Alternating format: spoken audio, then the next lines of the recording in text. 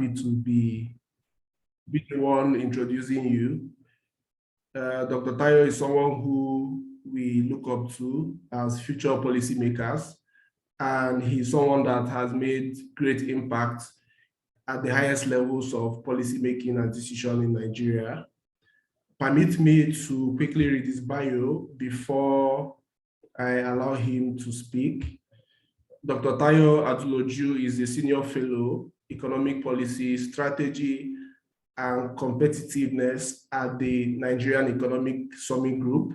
He is also the COO, Chief Operating Officer at the Nigerian Economic Summit Group.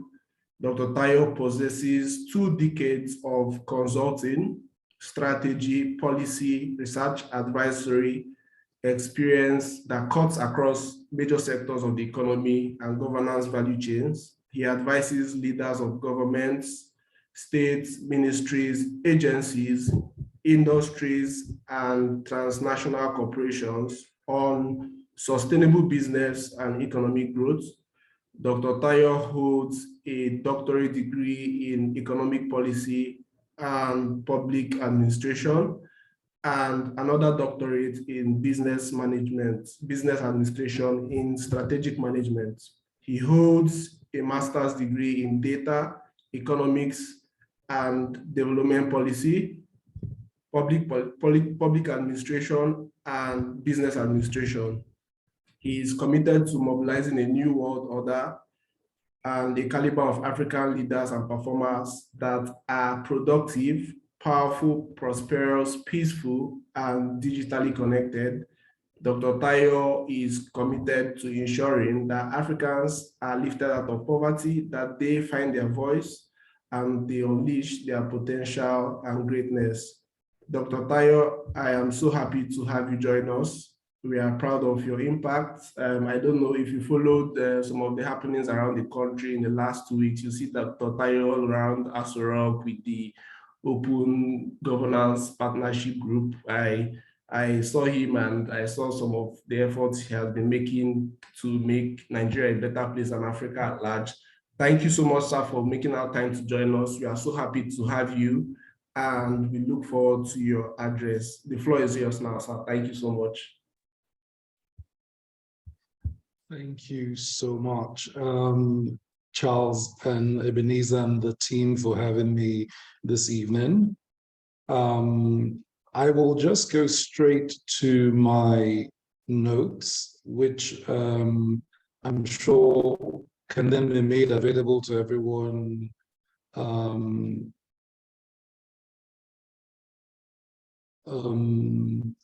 when I'm done with my presentation this evening.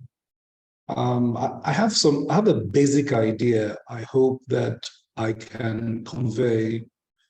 And the idea is that ideas matter. That as pedestrian as it sounds, the ideas that politicians discuss before an election, the ideas that people debate on television, the ideas that precipitate through social media channels, that they matter. They matter because the ideas find their way into the corridors of power. And one day, an idea that looks useless suddenly becomes what somebody is executing. It was somebody's idea, to create a superior human race that led to the killing of millions of Jews.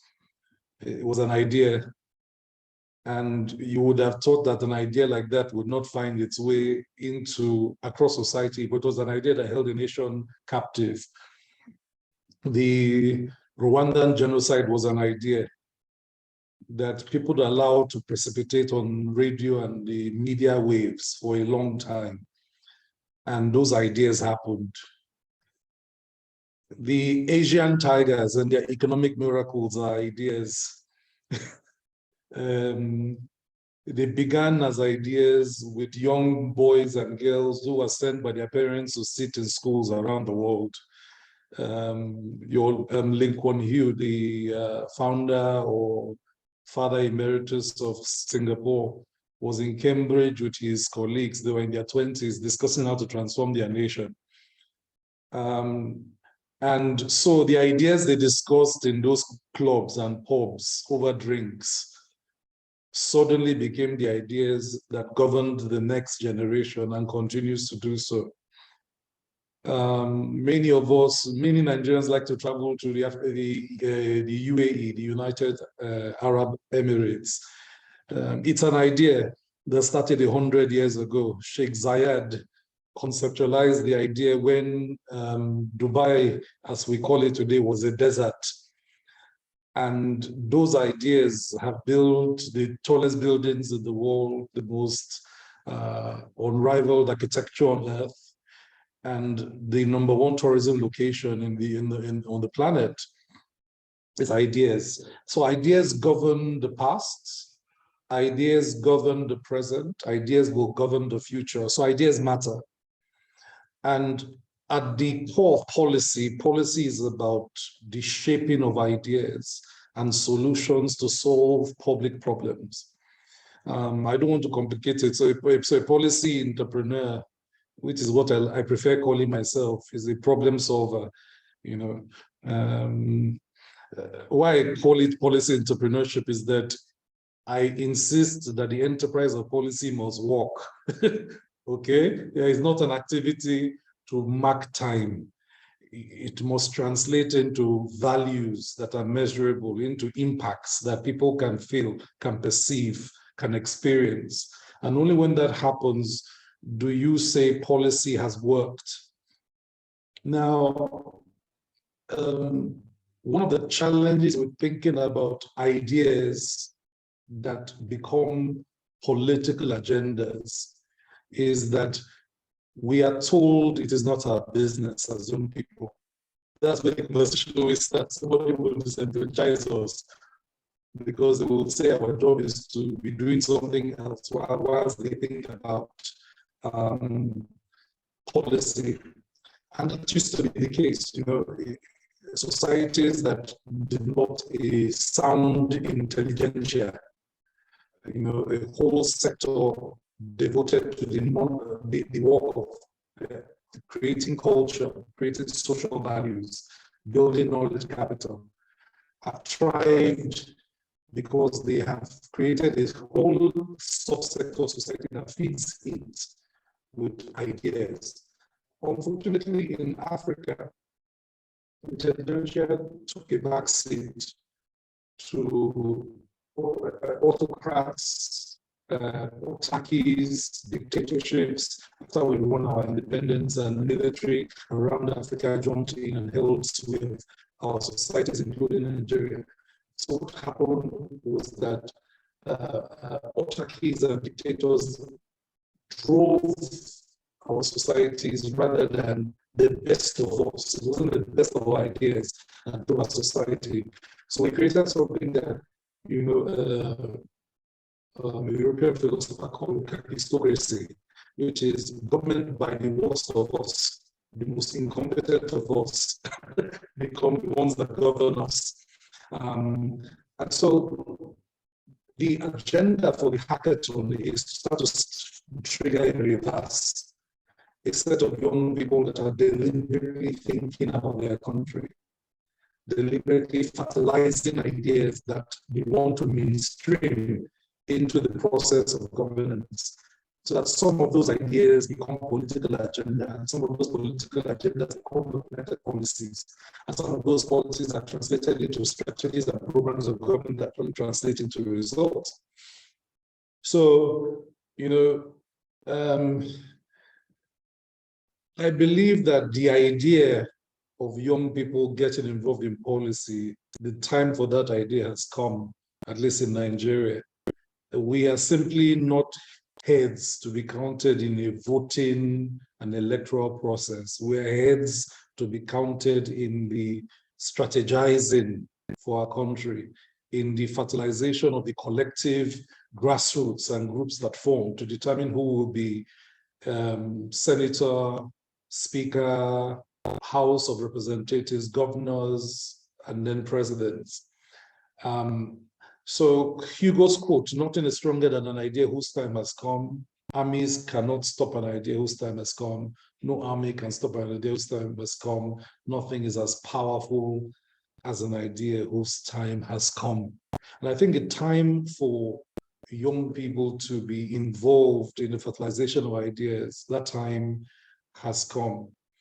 Now, without boring you with too much of political science, if you do not decisively set political and policy agendas by choice, please understand they will happen by default.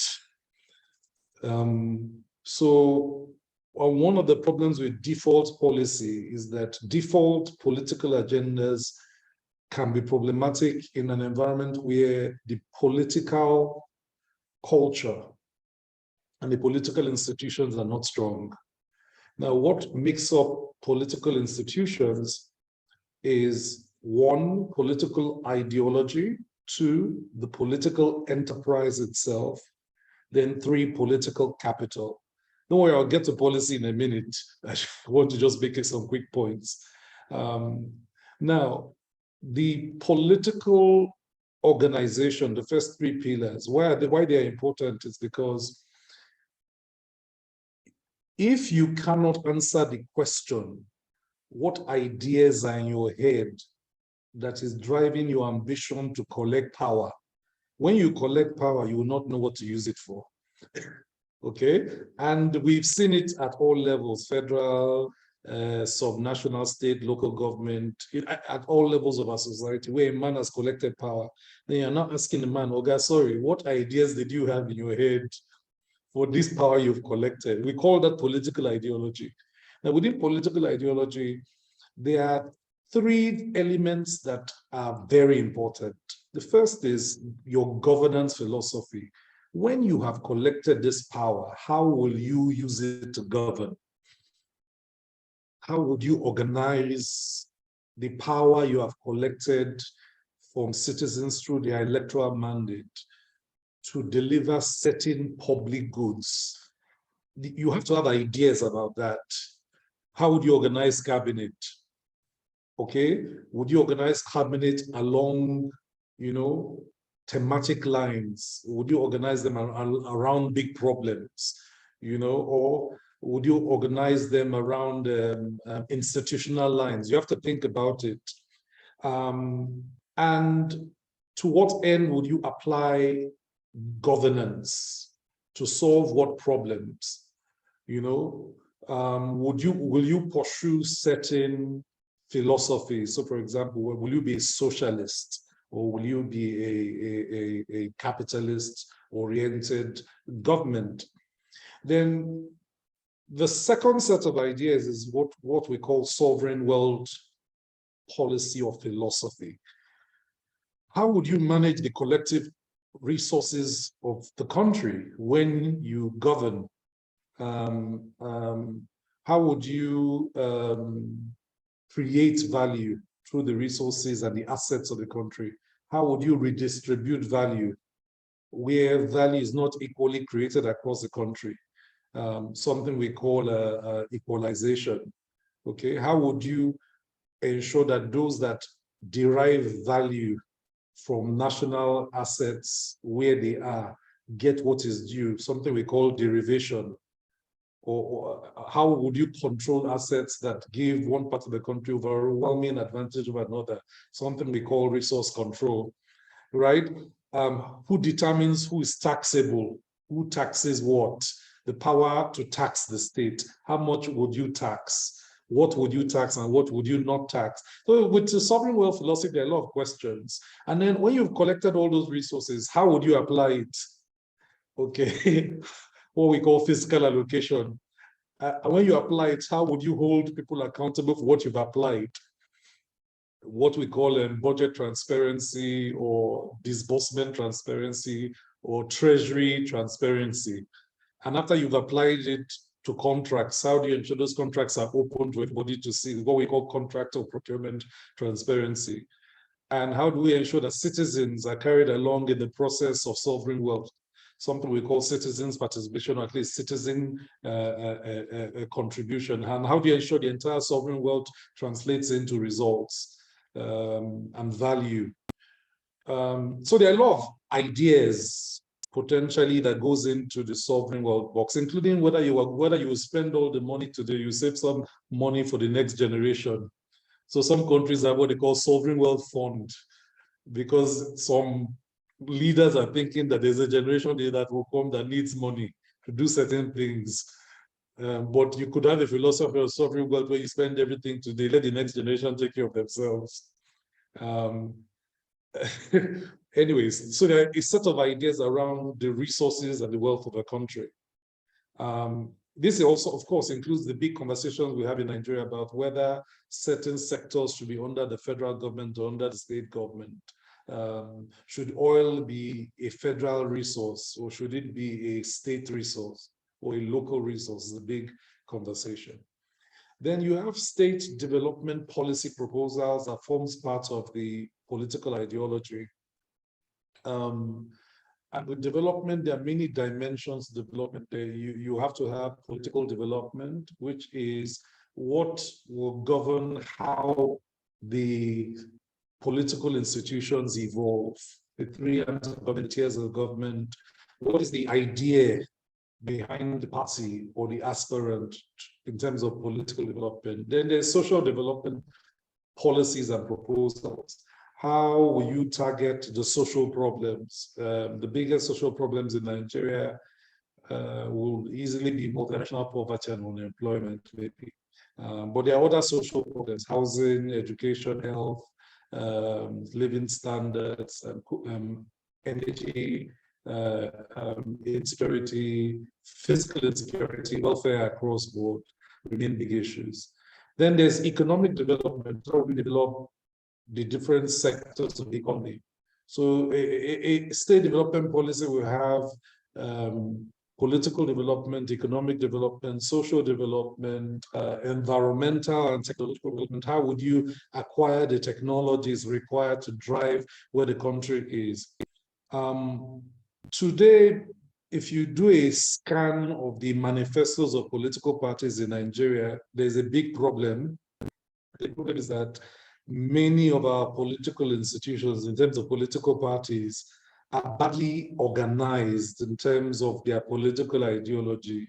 A lot of them did a lot of cut and paste. If you've read their manifestos, if you've not, I encourage you as young policymakers to do so. And that creates a big problem because you see very weak ideologies supporting parties that want to come govern and take power, and that creates its own problems. The second problem with the political institutions is the enterprise itself. To the degree to which the political enterprise can allow for internal democracy, you can have some maturity and growth. Unfortunately, in Nigeria, the challenge is the political investors' influence over the political party is very high, and the characteristics of political patrons and the capacity for captive constituents is very high. So that means that the parties tend to move in the direction where the political investor and the patrons move. The grassroots component of political mobilization, that's normal citizens participating, tends to be captured by these bigger players. What that means in practice is that where political capital is allocated, it's either bought, in other words, constituents simply collect some money, benefit from their patrons, and vote where the patrons want. So the ideas don't matter, except the patron has an idea. In some rare cases in Nigeria, we've seen political capital built, a proper grassroots movement evolves, and they pick their leader. It's very rare, and it's normally only happens at local government and in some cases on governorship elections, but scarcely has ever happened at federal. And then you have a situation where political capital is borrowed. This concept of borrowed political capital comes from the fact that if patrons have captive constituents and you want to win in an area, you have to go and ask that patron to borrow you his capital if you don't have yours. Now, why is this important? The ideas in the first three pillars, if they are not viable, if they are not feasible, if they are not efficient ideas, they're not ideas that will move society forward, when they find their way into the policy agenda by virtue of these guys winning an election, you then automatically have some of those unfeasible agendas be crystallizing into policies. Now, to the degree to which there is a misalignment between the real problems that we face and the ideas that are in the political institutions, the degree to which there will be a lack of political will to solve certain problems, which goes to your pillar 5. Now, your pillar 5 defines 3 types of political will and action: passive, willing, active, and instrumental, and radical, catalytic, or transformative. When those that delivered the votes or the electoral victory, when the ideas in their mind does not align with the reforms that need to happen in government and in society, you will have passive or low political will to act. If those that invested in the political enterprise and those that have the highest political capital and those that have no ideas, or their ideas are just in their vested self-interest, to that degree, you will see a reflection in governance, more passive and less radical or catalytic government behavior. This is important to understand because a lot of times the problems we're complaining about when a political institution is now a governing elite or is part of the governing elite is most of the problems we are complaining about has happened down the line. They are not new problems. They are residuals of something that happened in the political value chain. So by the time you're dealing with the political policy interface, that is the political ideas in the political institutions that become policy, if the connection is not effective, if the ideas in the minds of the politicians were not created by the fertilization of the best ideas from the citizens, when those people go into office, they will do what they said or what they think is right. And if what they think is right is wrong, we're finished. And that has been a big part of the story of Nigeria. Now, the second gap we have is there's a gap in what I call effective democratic development nexus. We do not have a way to use our development as a measure for how our democratic accountability is going with those we elect. For some reason, citizens are willing, and this goes back to how the political capital is mobilized. If political capital is bought, it is very hard for those citizens to come back and have and insist on democratic accountability in the electoral process by asking questions that are simple. Give us the measures of development that we will hold you accountable for. And when the time comes, we can ask questions. Have you delivered based on these measures of development? And if you have not delivered, the citizen action in the next democratic cycle should reflect their score. If it's low, they don't bring them back. If it's high, they bring them back. But there's a disconnect when we can continue to perpetuate bad leaders that continue to do the same things. It means that the democratic development nexus is not touching. Okay, and that creates its own problems. The last thing in the political governance pillar that is important to stress, if I go to ideas about policy that we will think about, is the conversation about effective policy impact frameworks. a lot of times when we the citizens say to policymakers, you have not delivered, they tell us about the activities they are doing. And sometimes it's important to remind them that we didn't send them to do activities, we send them to deliver results. You know, so there's also a gap between policy programming and its activities and policy outcomes and its impacts. And these are things we need to think about when we put ideas on the table, so we don't put ideas for ideas' sake. Lastly, there's a big gap between execution, between political ideas and execution. In between that gap is institutions. Our best policy proposals will go to institutions who, if they are low capacity in political governance, your best proposals will be nothing. So paying attention to the institutional capacity that supports or backstops political agendas. You know, the current president promised to make the Naira and dollar at par when he was campaigning for elections. But there are factors to that promise that you must put in place to have made the dollar at par with the Naira. We needed to fire the economy at maybe 12% GDP growth rate. At 12% GDP growth rate, you're discussing a high bandwidth economy with an investment pipeline outlay of about $50 billion per annum. So you see, there's a disconnect between that promise and the actions in terms of policy, politics, in terms of development nexus, in terms of the effectiveness of the institutions that can fire and drive that promise. So one of the things we should be careful about when we hear promises from politicians as we go into the electoral process is their words mean something only to the degree they know how to do it. And knowing how to do it is more than promising it. It's knowing how to organize institutions to deliver certain values. Now, let's point to some problems that that many leaders have promised us they can deliver since 1999. Okay, so that I don't get stuck with one administration and then get into trouble on this call. So let's look at Nigeria's oil dynamics. Nigeria is a very interesting country because we are blessed with an abundance of natural resources. I think that's a famous line everybody uses. But our blessing is kind of a curse, because while we are so blessed, our dependence on commodity products like oil has guaranteed that we'll remain susceptible to external shocks. So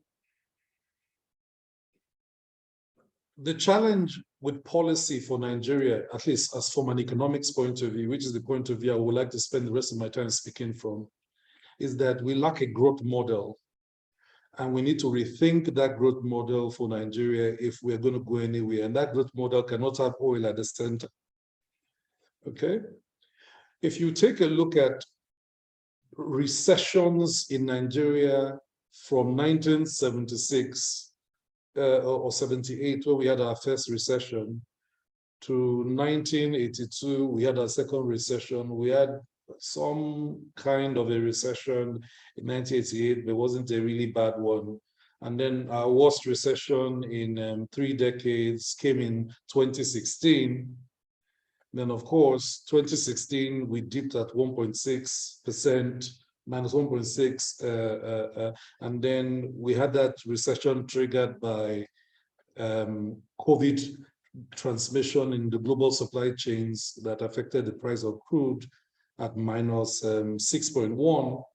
So if you take a look at that dynamic for a minute, right, you have to ask yourself what is driving it. So if you look at recession one was driven by commodities, oil. Recession 2 was driven by commodities. Recession 3 was driven by unfavorable local competition through liberalization of trade. I think that's the only one that was not purely well, it was still external driven, because even with non-oil in structural adjustment program, we were still dealing with commodities that were not finished products. Recession 4 was triggered by oil. Recession 5 was triggered by oil. What point am I making? The point I'm making is that Nigeria's economic system remains vulnerable with great fragilities because we are drunk on this oil. And not only are we drunk on it, so psychologically, we are paralyzed by it to think outside the box. So a young set of policy analysts and experts should give their mind to a Nigeria without oil and our capacity to grow everything else. Now, that brings us to the question of non-oil sector resilience. So Nigeria is a very diversified economy by GDP. When you look at our GDP, we're very diversified. But the problem is this, that once oil sneezes, all the other sectors catch hold. So if you look at the curve, for example, you see that as soon as oil goes down, it pulls the non-oil, okay, along with it all the way down. So we have GDP diversification, but what we need is revenue diversification, okay? And the question is, for how long would we have other sectors of the economy vulnerable to the behavior of oil? It will continue for as long as the other sectors do not become resilient. Now, the other sectors cannot become resilient because of policy choices we are making. And so let me give you an example of another country that's exactly like Nigeria. This is the GDP of Indonesia and Nigeria in 1960. The same. We practically have the same GDP in 1960. We are both blessed with oil. We are both blessed with plenty young people.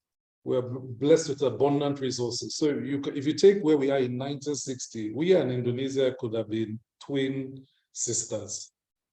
Okay? Now, notice what's happening in the curve as you go past 1980. You see that Indonesia starts to grow differently from Nigeria. And by 2015, we've grown apart. They actually are almost 3 times our economy. And you ask why, right? Policy is why, okay? And policy ideas matter. So when you look at GDP per capita, again, you look at Indonesia. Indonesia had a GDP per capita of just about $650 in 1965. We had $1,500. But you see what has happened since then. Indonesia has grown its GDP per capita to about $4,000, and we are still dancing around 2,000, between $2,100, $2,200, as the case may be. This points again to a dynamic where the living standards of Indonesia changed and ours did not. So the question is why? My postulation is that it's policy. Policy is why. The ideas we're executing are different. When you also look at our poverty rates, you see that Indonesia was poorer than we were, right? Well, poorer than we were at the beginning of the time period. But notice what keeps happening. Their poverty keeps dropping, our own keeps rising.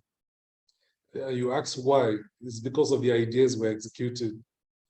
When you look at manufacturing in Indonesia and oil, oil is the one in blue. This is their exports. Please notice what is happening. Notice that the oil exports kept dropping consistently over the last 60 years, right? And manufacturing kept growing. So if you look what Indonesia has done, they are not depending on oil for exports. As the years go by, they are depending on their capacity to produce finished goods, okay? This is a key indicator of the ideas that Indonesia is executing or has been executing for almost 30 years, and the ones that we have not. Now, when you look at where we are, so this is the 2021 balance of trade. That's Indonesia up, that's us down. Okay, you automatically see the difference in ideas executed consistently over 3 decades. So while Indonesia in 2021 exported $177 billion worth of exports, right, with an excess current account of 3.3 billion, right? We exported only 39 billion, right, with a current account that is negative $17 billion. This is our trade. This is our balance of trade. You can use the UN trade or US trade on UNCTAD. You can pull these numbers out. It's on Excel sheets. It's not really hard to find. Okay, so what's the moral of this story? The moral of this story is that whilst countries like Indonesia have used ideas to pursue radical diversification, skilling of their people to produce different things that can be sold in the global market, therefore making them more globally competitive. This is the economic complexity of Indonesia, which used to export the same amount of oil like us. If you're looking for oil in here, you see that oil is nearly impossible to find. Why? Because they have become better at other things. You know, they're exporting finished goods across agriculture. They are doing technology. They are doing cars. They are doing finished cars. They are doing, agro-allied, finished steel, finished metals, finished clothes, finished agricultural products, canned foods. I mean, they're all over the place. Now, when you compare that with us, so this is Nigeria in 2021. Okay, we are still petroleum, oils, and crude is still 64%. Gases, petroleum gas is still 11%. So you see that our complexity, our product complexity, that's the number of competitive products we are taking to the global economy, is low. So the problem with this model is once oil, which is the biggest portion, almost 90%, once it catches cold, all of us are looking, the revenues are gone, and then all of us have to complain we can't find FX. The secret of FX is not CBN. The secret of FX is you are earning revenue in dollars, and we are not earning revenue in dollars. That's the problem. And the problem will not change except the ideas change. If we cannot put Nigerians to work in Nigeria across all the critical sectors where we have resource advantage, and we cannot upskill ourselves to convert raw materials into finished products that have the quality to sell globally, and our banks cannot align their credit to support small and medium scale to large enterprises to drive products that drive export revenues, we will not be able to change the dynamics we need to change, okay? So policy choices should be the drivers of political agendas, okay? Now, somebody will ask, what's a young person's business? Is your business because the future is young and the future is not yet secure? So we did a scenario of where Nigeria will be in 2050. And if you look at what will be in 2050, our population will reach about 400 million. And of the 400 million Nigerians in 2050, right, 67% of them will be below the age of 35. So the future is young, whether you understand it or not. The future is young, and that future that is young is not a secured future. That's why young people should get interested, okay? And imagine that you're discussing 67% of 400 million people being under 35, the pressure it puts on society for jobs, for food security, for human capital, for social amenities, for infrastructure. If we are not ready, the domestic factors will deal with us, environment, population pressure, security, urbanization. Imagine 67% of a 400 million population looking for work in cities without any growth. We will not be able to manage it. And then, of course, external factors that are driving where things should go. So we think that there are some scenarios for Nigeria to consider. We either do nothing, the do nothing scenario. We basically stagnate. Nigeria rises, we'll make some choices about where we want to go, and we put our best people behind it to industrialize the country. Or Nigeria fails because we go into hardship, we become a burden to the global economy, poverty and unemployment run rampant, and we head toward disintegration.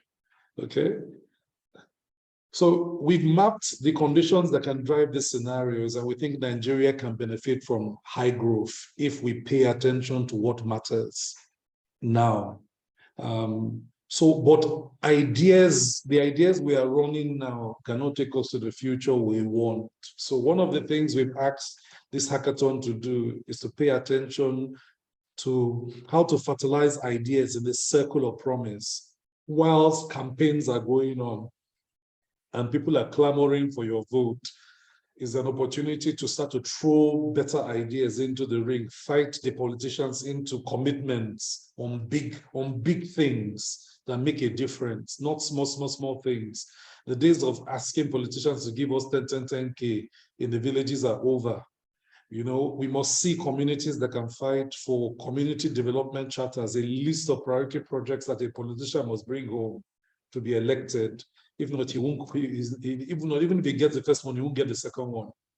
If we don't see that happening, and political promises do not translate into policy, then the trend, which in the first decade of this millennium, we observed where 90% of the political promises do not translate into results will continue. Now,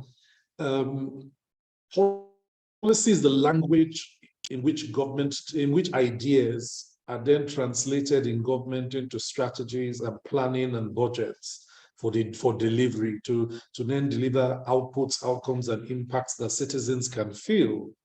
So policymakers must be able to help these guys convert these ideas finally into real documented policies and plans, and then follow through with that to get it translated into programs that deliver outputs, outcomes, and impacts. So if you were to ask me what ideas we should try shaping and what problems we should try solving,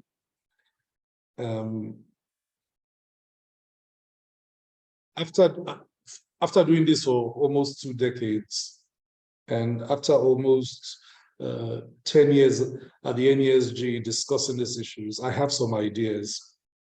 And what I will do is to discuss the broad thematics, because you in the policy hackathon need to go deal with specific ones.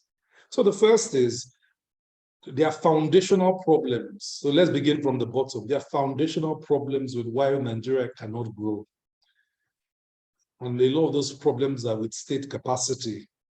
The first problem is we have not been able to deliver an energetic executive arm of government that is a bit more nimble, more proactive, more performance-oriented. So performance orientation is a big problem. If you can't hold people accountable for their performance, nothing happens. A second big problem is national security. People forget that in 1999, we went from a police state where the military governed and administered the country and all the states, to where we sent the military back to the barracks. And for the first time in 3 decades, we handed security on the policing of Nigeria 100% back to the blue and black police. That process did not happen with a proper dimensioning of the capacity required for police in Nigeria, both by policing rate, both by the culture of the police, both by the remuneration and wages of the police, both by the skills of the police to administer a civil order, and the structure of the police to deal with regional and community level issues. Hence, the crisis that has crystallized over the last 2 decades. So national security is a big issue. Law and order continues to be a big problem. The civil service is about 150,000 civil servants at federal who drive the efficiency of federal institutions.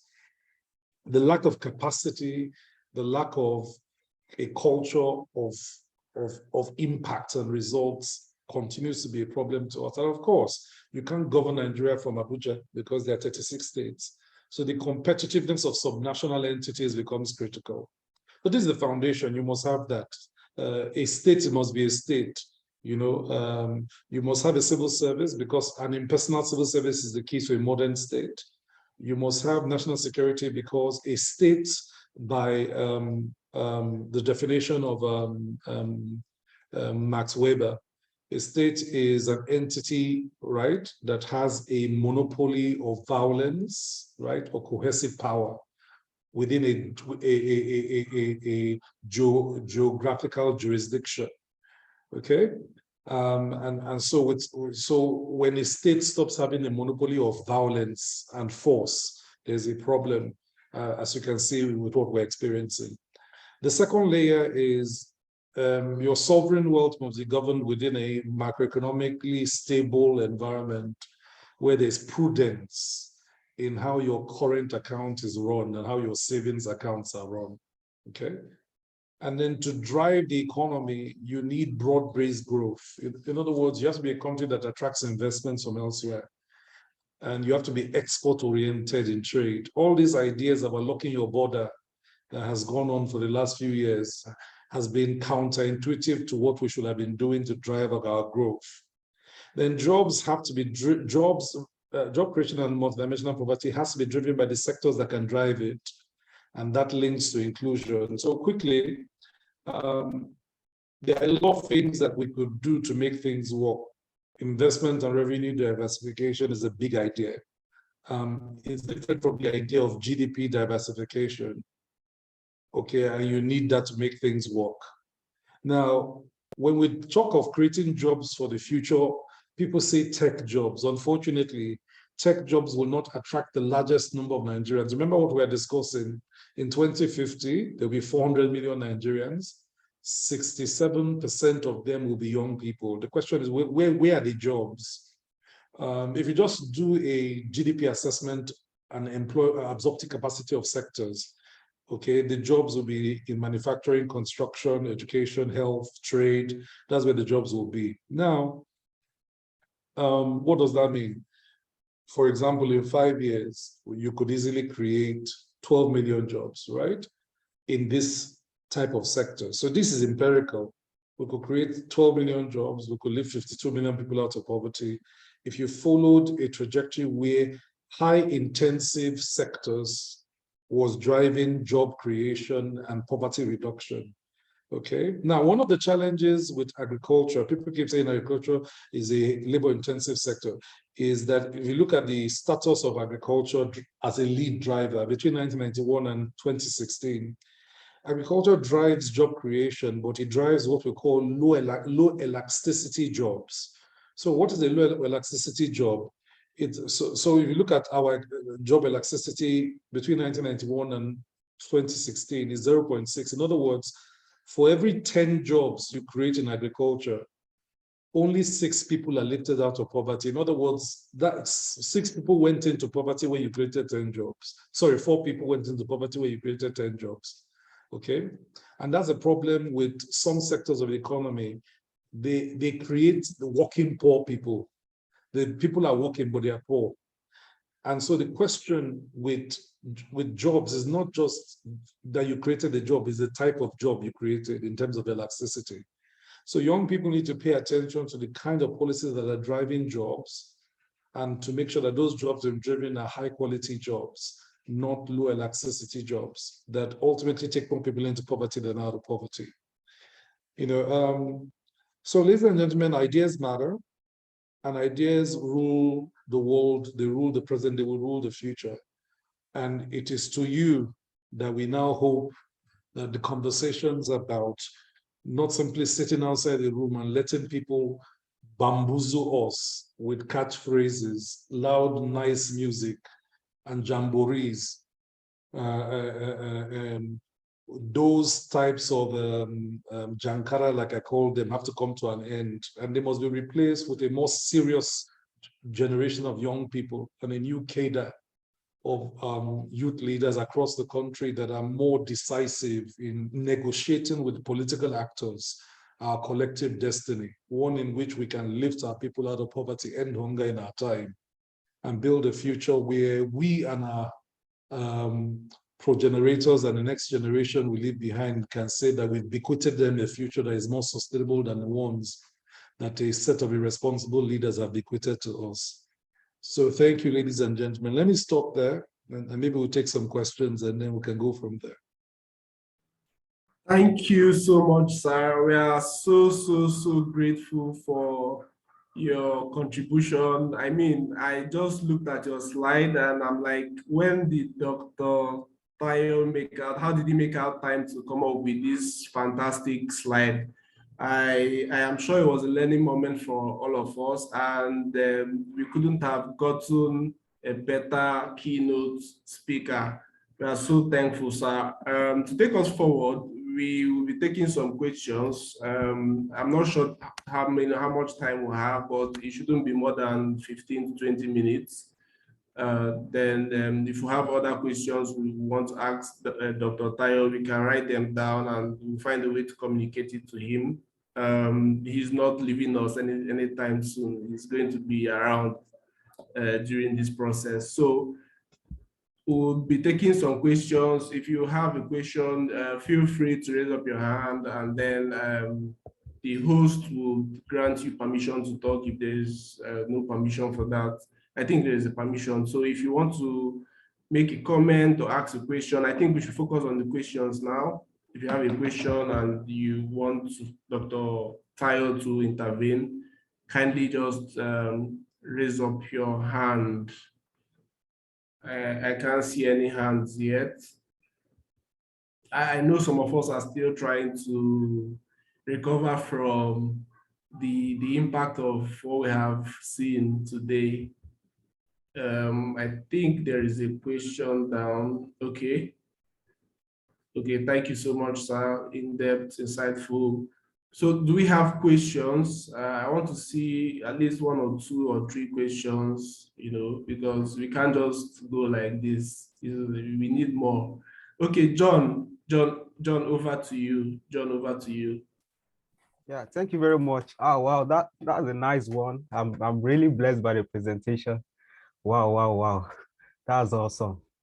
Now, my question is, seeing that poverty has become a tool when it comes to politicking in Nigeria, during the times of election, they go to villages, towns, distribute rice, and of course, people are hungry. They will accept it, and they will make their choices. But how can we fight that when the case is like this, that poverty has become a tool, to gain political power in Nigeria? How can we actually fight this? Because these people will come, give you 2 Congos of rice, 1 Congos of beans, and after 4, they will disappear for the next 4 years and come back again. And they will repeat the same thing and it will work. So how can we actually, because now it's actually a grassroots problem. How can we fight this particular problem in Nigeria? Because it has become a pandemic.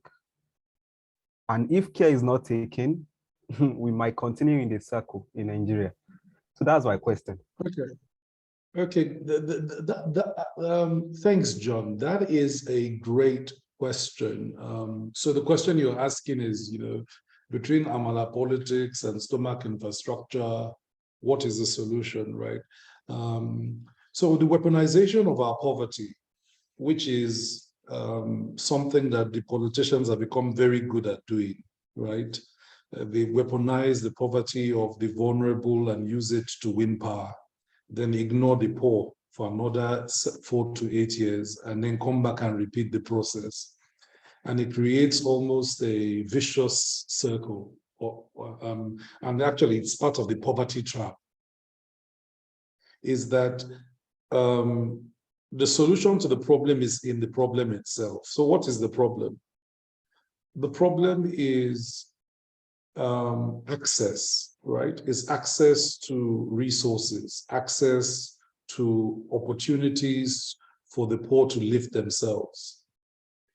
I know communities that what they've done in order to destroy the power of a politician over their people is that the community gets together and starts to co-govern or co-create governance in the community. And what that does is that, so for example, in my community, what we did was we built a microfinance bank, and we built it without the politicians. we just got together as a community and said, come, all of you will tax ourselves, those of us that were middle class upwards. You know, you bring 20,000, 100,000, 50,000, whatever it is. And we built a fund over many years. And what the fund does is that the fund is governed by the community. The credit committee comes from the community, and it allows the community to draw credit to do what they need to do, the businesses they need to get into. And by the way, self-governed structures like that at the community level tend to have more credibility, and the people pay the money back because they know your father's house. You know, what that has done in those type of communities is that the appetite for a politician to show up and give you 5K on the road loses its appeal as the people become empowered. So the secret to liberating our people from the weaponization of poverty is socioeconomic empowerment. Now, we would have normally trusted government to do it, but now we are asking civil society networks across the country to get involved, because we think that if you don't liberate the people, and look, the church, there are many institutions that can play a role. Church, community-based organizations, CSOs can play a big role in liberating the minds and the hands of people, because a man's hand has not been liberated. You tell him not to take the only 5K that he has gotten as a gift in 8 years. He'll tell you you're mad, right? So part of the weaponization of the poor is that the rest of society that can do more are doing less, okay? So that's why those of you that know me well, I'm constantly mobilizing private actors to act at the level of community, CSOs to act at the level of community, because if all of us are acting, those patrons lose their grip, okay? Now, if where a man is eating every day, back to our concept of Amala politics, right? Literally, there was a Iron Man of politics in Yoruba land where they were pounding Amala in his house every day. And people go there to eat breakfast, lunch, and dinner. Now, they feed off his table in an election. Who do you think they will listen to? Right? You can be gyrating outside all you want. It's not going to change the dynamics of that. That's one. Two, and this is deeper than your dimension of weaponization of poverty, is that there are structures. There are structures that continue to empower certain patrons. So, for example, you have a dimension of state capture, or is it constituent capture, where certain lodgers have been put in power in certain open markets in many states by those of you that are not Yorubas. Lodger is the chief of the market, or the the mother of the market, the head of the market, the matriarch of the market, as the case may be. Now, what happens is that if they're enthroned in that position by a politician and they're empowered financially by the politicians, say, for example, there are some markets in Nigeria where the size of their esusu, well, I guess all of you know what esusu is. It's informal credit bank in the market is running. Some of them, the politicians invest in those esusu to the tune of 2 or 3 billion. Now, in an election where the mother's shop is alone, the father's downfall boss is alone, the child's school fees for the year, one of them has been alone, they've not paid back. When you now discuss voting for who, they don't ask you, they won't be, all this English we're discussing a won't matter. They will simply look at the patron, right, or the lodger, and ask, where do we vote? And lodger will look at the patron will tell them where to vote, that's where they will vote. Now, the point I'm making is that that dimension of constituent capture requires systemic tackling. It needs society to build proper social protection structures. So, for example, if in our society, you could go into any microfinance bank and get credit at single-digit interest rates, you didn't need to wait for your lodger. If your child was sick, and because your child is a Nigerian under the age of 12, you can walk into any public healthcare center and that child will be treated. And if you didn't have money to afford the child going to school, you could go to a public school and school fees will be free from primary 1 to primary 6. We've taken the power away from some of these patrons. So the failure of the social protection systems in Nigeria to work well is the reason why the patrons hold sway. As social entrepreneurs and social impact leaders, as we begin to saturate the social space, we begin to crowd out these people. And the more we crowd them out, the more we free people's hands and minds, the more we can free them for elections. But we can't wait for election to do it. I hope you understand. We must build social programs. We must build CSO organizations that tackle problems at the grassroots. We must participate in community-based organizations that support our people. Each of you must have a community-based project at home in your village, supporting young people to come out. The hands and minds we liberate become available for an election, right? But if we wait for an election where they're under a captive constituent and a patron, and you think that by shouting too much, they will turn on their patron and vote for you, we may be asking for something that cannot be delivered. Thank you so much, sir, for your response. I think we have 2 questions on the comment section.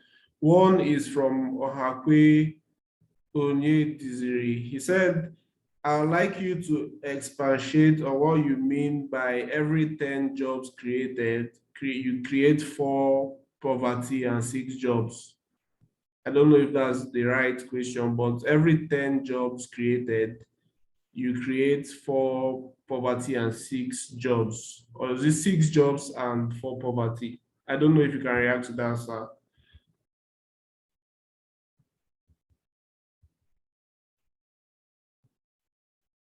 Hello, sir. Dr. Tayo, sir. Yeah, okay. So I will answer the question. So the term job elasticity is an economic term, right? And it's used to separate the conversations about poverty reduction, right? And job creation, because sometimes politicians mix the two, okay? So when we discuss jobs is not just quantity. You know, before the 2019 election, one minister got up and said that they created 10 million jobs. 10 million jobs where? They said 10 million jobs in agriculture, right? Now, 10 million jobs in agriculture as primary producers, our history shows that those jobs are low elasticity jobs. In other words, they are not quality jobs, okay, by themselves without some other things augmenting them. And what that does is that a low elasticity job, it gives you work, but you become a working poor person. It's not enough to lift you out of poverty. So a low elasticity job is a job that you get that keeps you in poverty and maybe takes people in your family into poverty, okay, by staying in those type of jobs. Okay, so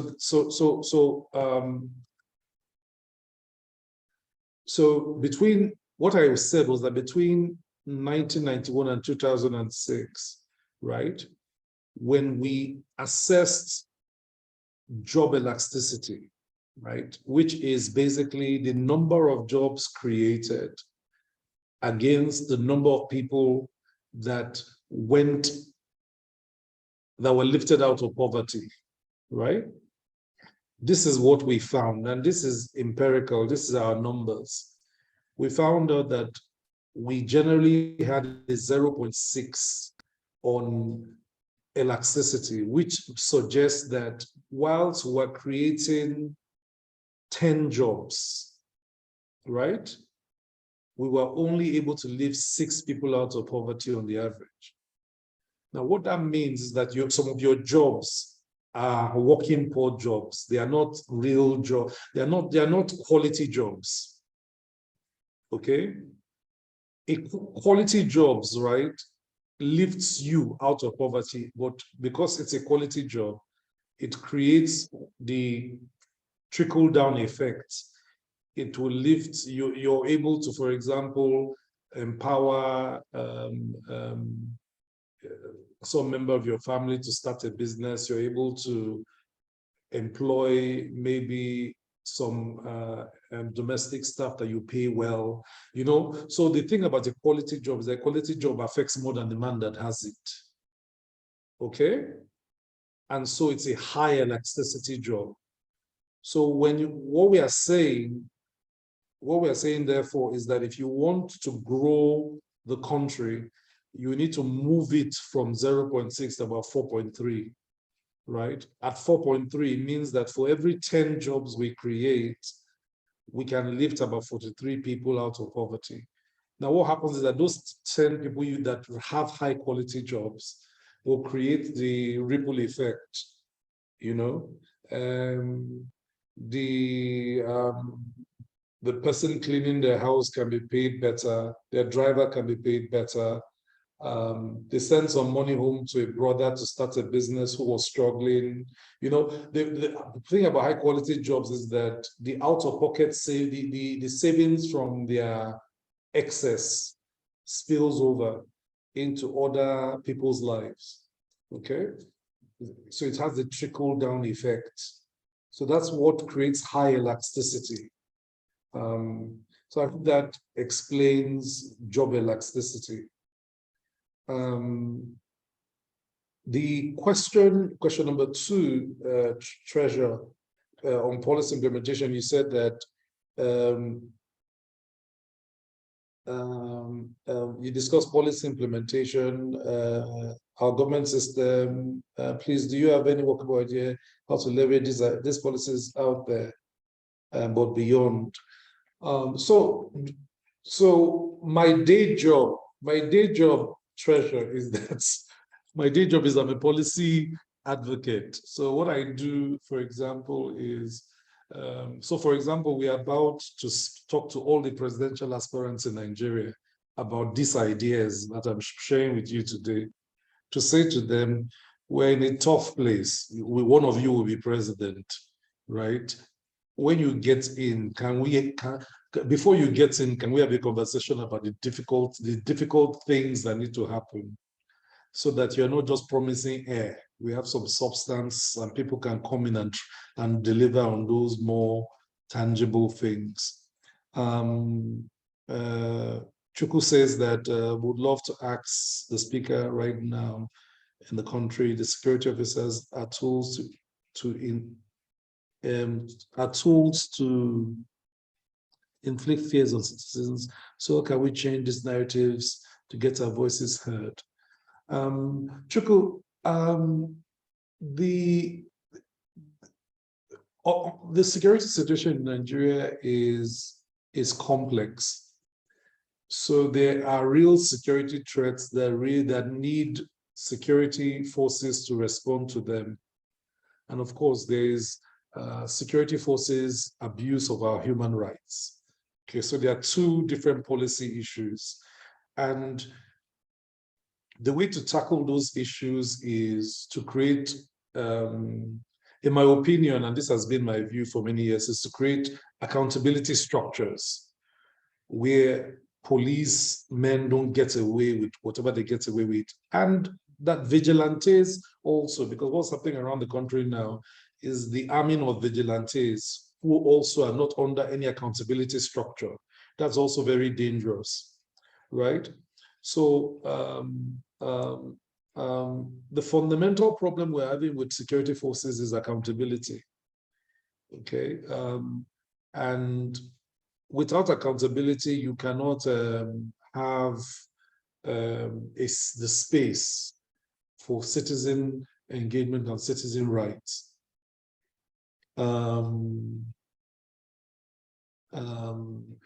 Now, somebody, so Tosin is pointing to trigger happy personnel.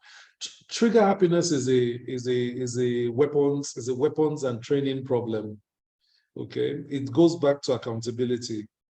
You will find out that if you meet infantry officers, they are not trigger happy, which is because infantry officers spend months shooting in the range before they're given a commissioned rifle. The policy of not giving them a commissioned rifle for so long is by the time you give them, they don't want to shoot. Okay? They lose their trigger happiness in the range. Now, the problem is when you give people that have not spent their time shooting in the sun for months a gun, they're looking for a way to shoot it. Okay? So in weapons and armory psychology, the problem is that you've not gotten the trigger happiness out of them yet. So it's again, it's bad and it's accountability. If you give a man a gun, you must have gotten the trigger happiness out of him.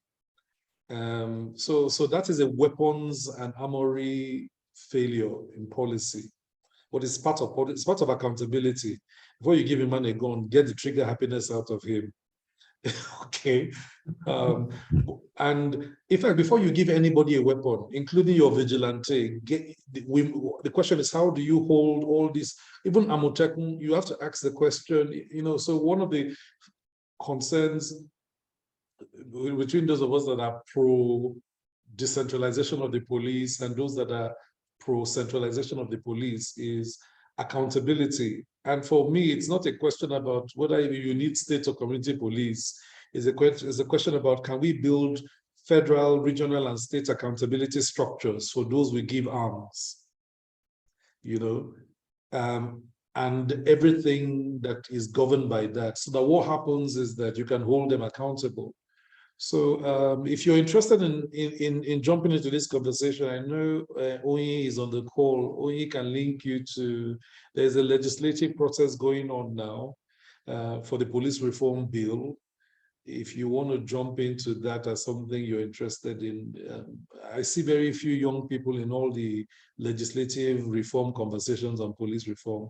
And I think that after all the young people did on NSAS, young people should be in the room when we are discussing the legislative reform, because all the things we are saying that we asked for is now being debated as law. We should get involved there also. Thank you so much, sir. I think and there's a question about what structure actually empowers citizens against the use of state force. So it is democratic accountability, okay? A modern state, any modern nation state is not a modern nation state if the state does not have the monopoly of cohesive power, right? The control on a state's use of cohesive power is law and order, is accountability structures, right? So a state is built on a modern state is built on three pillars. Pillar one is the monopoly of violence, force, and cohesive power. Number two is accountability, civil accountability, the ability for citizens to hold them to account. And your pillar four is institutions. It is an impersonal civil service that works for the national interest and no private interest. If you don't have those three things, you don't have a modern state. Now, it is democratic accountability you use, at least in Nigeria, what the Constitution has given the citizens is democratic accountability that forces those that we give the cohesive power of government to behave themselves. Okay, unfortunately, many of us are disenfranchised from democratic accountability, which happens in the electoral process. If a man has abused the citizens, he shouldn't be able to come back. If all of us are interested and are on the road, right? And as you deepen democratic accountability, the use of the cohesive and violent powers of the state can be regulated. That's the first type of regulation. The second type of regulation is that in our democratic design, there should be check and balances, right? So if, for example, there's been abuse of power by one arm of government, say security forces that sit with the executive arm of government, there should be a check from the judiciary. What should naturally have happened is the judicial review should not have been subject to executive oversight. Maybe legislative oversight, for example, for the NSAS protests, etc. how it should have happened. So the problem is that our institutions are not very strong and are susceptible to political manipulations. And what we need to do is to strengthen democratic accountability. That's the piece that the citizens control. The political class are the most vulnerable during the electoral cycle. That's why they're looking for you on the streets, right? That's why they're willing to bribe you to vote.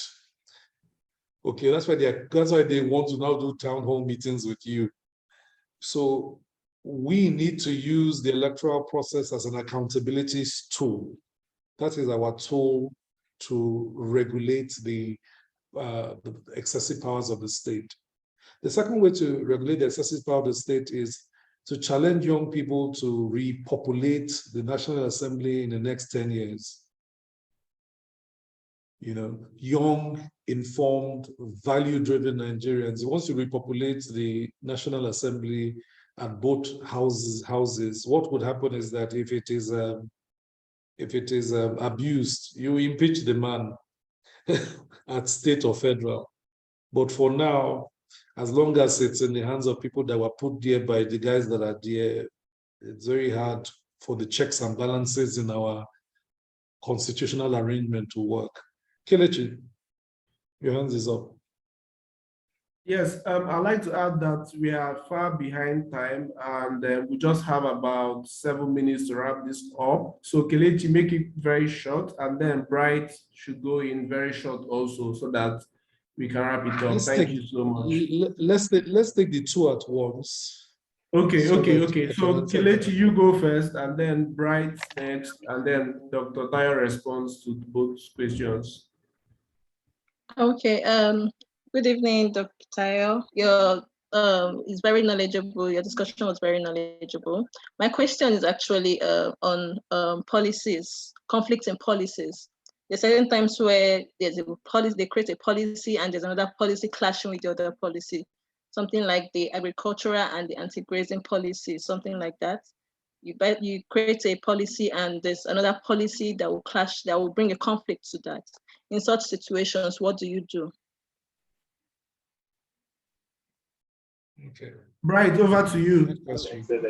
Thank you very much. Good evening, and thank you, Dr. Tayo, for your teaching.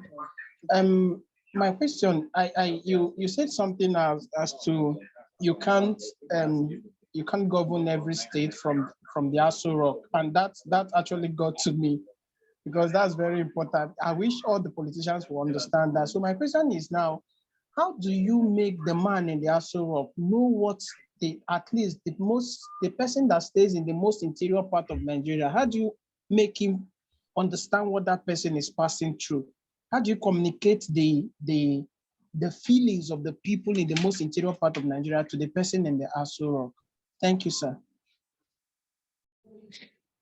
So that's a good question, but I don't think it's the work of the person in Aso Rock to know what the man in the innermost part of Nigeria feels. It's impossible for him to know. I think it's the work of the local government chairman. One of the most underestimated and misvalued roles in Nigeria is the local government chairman. Local government chairman is the closest executive to the people. If more informed, more competent, more experienced Nigerians were filling local government roles, we would be better off as a country. What happens is that we've relegated those roles to touts, to area boys, to pundits of political patrons, so that nothing happens at local. That's the first problem. You cannot solve that problem at national. Now, how does this community begin to solve the problem? And I alluded to it. Look, I have advocated for community development charters. What is that? I've said, look, each of us should go to our communities and sit as a community and define what development means to us in the community. Do we need a school? Do we need a bridge? Do we need zero road? Then once we've agreed as a community that this is what development will mean to us, we, the community, will engage the politicians. Okay, this is what we want. If you can't deliver, we won't vote you in. If you can't promise us, we won't vote you in. That's where it begins. Then it forces a minimum level of accountability at local, right? Where, look, I did some work in local governments for a couple of years. Those guys, some of them show up at the office, share the money, and you won't see any local government official again for the whole month. Okay? When we were ready to transform some of this in some communities we engaged with, the first thing we did was we told the people, you are part of the problem. These people think they bribed all of you. So what they do is that they come and share money to your councillors, and your councillors will come and hand over 1K to you. Your bridge is not fixed. There's no borehole. The only primary school in that community, there's no water, there's no blackboard, there's no board, there's no chair. So the first fight begins at the community level. And honestly, how do you win an election? One polling booth at a time. What makes an election animated at local is what you say to the people at local.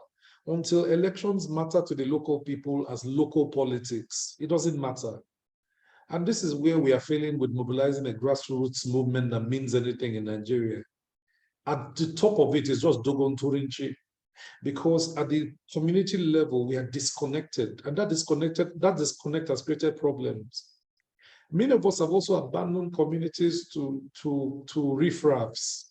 The boys that terrorize communities across the country, when you see them, you are shocked. Communities where big men, educated professors come from, they can't go home because they abandon those communities, and those communities are now falling into the hands of unscrupulous fellows. You know, a couple of years back, we went to take back some communities. We had to disarm many communities from boys who are serving as vigilante. The vigilante, so the megads in the community became the lords because they just terrorized everybody. For those communities to take their communities back from their own vigilantes, that's the community bought arms for the vigilantes to protect them. The vigilantes then terrorize the community. I mean, it's for the community to even take the guns back became a major operation.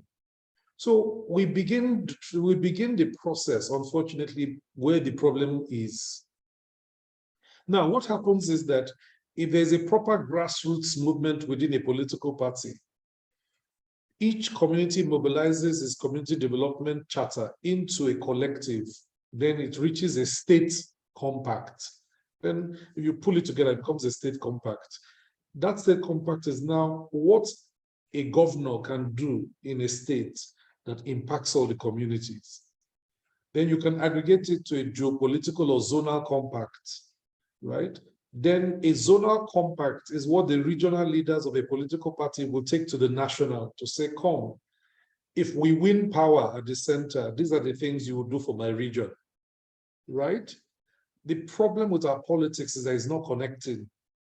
And why it's not connected? Because there's too much of political capital that has come from just buying votes and bribing people and not talking to them about their problems. Okay? But we can change that one community at a time. Build in each community a community development charter, mobilize them, let them at least agree on what they want. What they want is now the basis for negotiation. It's not that they won't collect the 1K, 2K, 5K that politicians give them, but that will not be enough. Okay, you will deliver these things, yes or no? No. We won't vote for you. Yes, we'll vote for you. If in 4 years you don't deliver, you're not coming back. That's all. Then the dynamics will start to teach people a different type of politics. Okay? That's the way it's going to work. If not, it won't work. If not, we should just continue buying votes and moving on. If you want something different to be bottom up, but nobody in Abuja will know what's happening in your community. Forget about it. In fact, sometimes even the lawmakers from our constituencies don't know what is happening in our constituencies. Now, Kelechi, that your question is an interesting question. But let me answer it like this. Policy coherence. Policy coherence is the work of an energetic executive. Okay? Okay? It's the work of an energetic executive So if you look at an energetic executive, the fundamental problem is coherence. And why is coherence lacking? Policy, clear policies. If you agreed on the body of policies you will execute together, you will see where they will clash, right? Now, the challenge is if you do not agree on the set of outcomes you will deliver for your people, the policies will never agree, okay? So you need the alignment between those things to create an agreement. So does that make sense? So if you have 10 ministers working in one government, there should be policy coherence. Policy coherence will come from the broad outcomes you agree to deliver. If there are areas where there are no overlaps, those overlaps will be opportunities for collaboration, not opportunities for conflicts. But it only happens when the government has a clear vision and everybody's aligned. Normally, a government should run a plan, a development plan. Within that development plan, you now have components of the policies and how they will align and speak to each other. In a perfect world. Unfortunately, what happens is that, or what has happened is that many policymakers ignore the plan and do what they like. And that's where the disconnects are coming from.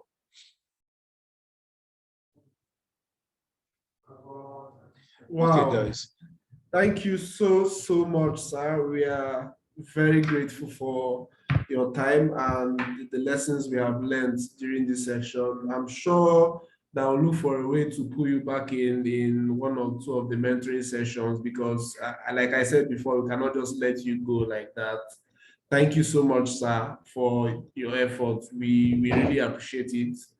And on behalf of the Policy Hackathon Committee, I want to thank you specially for everything, the lesson, the slide, the mentoring session. I mean, you just mumbled up everything at once and gave it to us. We are really, really grateful. And right now, I'll be handing it over to Ebenezer to do the closing announcements. Thank you so much, guys, for your patience and time. Thank you. Thank you. Thank you so much, Charles. Thanks again, Dr. Tayo. We really, really appreciate, all of the, I'm still, all of us were just chatting in the WhatsApp group, just saying, this is just really what people go to Harvard to pay $2,000 for 2 days, just to learn everything that we're learning here for free. We really appreciate you. Thank you so much for giving us your time. I mean, we've gone past time, so I'm not going to spend too much time. Just to mention that we have sent information to everyone. Once we get Dr. Tayo's slides, we will share that to everyone. But we're about to send an email shortly where we have the sample policy brief, the policy brief templates in Microsoft Word format, and the hackathon challenges. That's the key questions you should think about while writing your policy brief. So we're going to share that shortly via email. So just look out for that. Don't forget that tomorrow morning we're back at 8:30. For those who might have questions or need feedback, just do a recap of what we had today. The first morning plenary session is at 9 a.m. So let's be here. We have the country director of Accountability Lab for us for that session. So in the meantime, go and continue working with your teams, start reviewing the sessions, review the hackathon challenges, and begin to write a policy brief. So we officially begin the hackathon. Thanks again, and see you tomorrow morning. All right, bye everyone.